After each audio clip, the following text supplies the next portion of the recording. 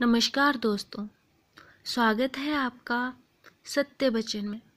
आज मैं आपको खुशहाल वैवाहिक जीवन को बनाए रखने के लिए एक अचूक मंत्र बताने वाली हूँ, जिसे हम दो दोस्तों की बातों से समझेंगे। वैवाहिक जीवन अर्थात विवाह के बाद का जीवन, और खुशहाल वैवाहिक जीवन अर्थात विवाह के बाद का खुशी भरा जीवन। हर व्यक्ति के लिए इसके अलग अलग मायने हैं। जैसे रिश्तों के बारे में कहा जाता है कि रिश्ते मन और विश्वास के होते हैं, और ये सत्य वचन है। खुशहाल वैवाहिक जीवन को बनाए रखने के लिए जरूरी है प्यार, विश्वास, देखभाल और आदर, जिन पर खुशहाल वैवाहिक जीवन आधारित है। आपने दो दोस्तों की वैवाहिक जीवन को खुशहाल बनाए रखने वाले अचूक मंत्र वाली हास्य कहानी सुनी होगी, जिसमें दो दोस्त गोपाल और कृष्णा आपस में बातें कर रहे हैं।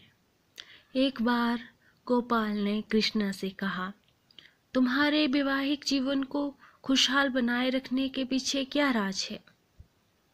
कृष्णा ने कहा, हमें अपने जीवन साथी के साथ प्यार से जिम्मेदारियां बांटनी चाहिए, एक दूसरे का आदर करना चाहिए, तब कोई समस्या नहीं रहती।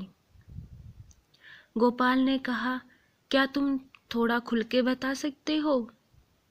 कृष्णा ने कहा, जैसे मेरे घर में सारे बड़े मुद्दों पर मैं ही निर्णय लेता हूँ, जबकि सारी छोटी छोटी बातों के निर्णय मेरी पत्नी लेती है। हम एक दूसरों के निर्णयों पर कभी भी कोई भी हस्तक्षेप नहीं करते। गोपाल ने कहा, मैं कुछ समझा नहीं, थोड़ा उदाहरण देके बताओगे? कृष्णा ने कहा, छोटी छोटी बातें, जैसे हमें कौन सी सब्जी खरीदनी है, कौन सी कार खरीदनी है, कितना पैसा बचाना है, कब घर जाना है, कब बाजार जाना है, कौन सा सोफ़ा, एयर कंडीशनर, रेफ्रिजरेटर खरीदना है, महीने का खर्चा, नौकरानी रखनी है या नहीं, वगैरह वगैरह। मेरी पत्नी ही इन सब का निर्णय लेती है। मैं उसके निर्णयों से हमेशा सहमत ही हो जाता हूँ। गोपाल ने पूछा, तब इसमें तुम्हारी क्या भूमिका है? कृष्णा ने कहा, मेरे निर्णय हमेशा बड़े मुद्दों पर होते हैं, जैसे क्या अमेरिका को इराक पर हमला करना चाहिए, क्या अफ्रीका को अपनी अर्थव्यवस्था बढ़ानी चाहिए, क्या सचिन को संन्यास वापस लेना चाहिए, वगैरह वगैरह। तुम्हें ये सुनकर हैरानी होगी कि मेरी बीवी कभी भी मेरे फैसलों का विरोध नहीं करती। तो दोस्तों, खुशहाल वैवाहिक जीवन के लिए एक दूसरे के लिए प्यार, विश्वास, देखभाल और आदर को बनाए रखें।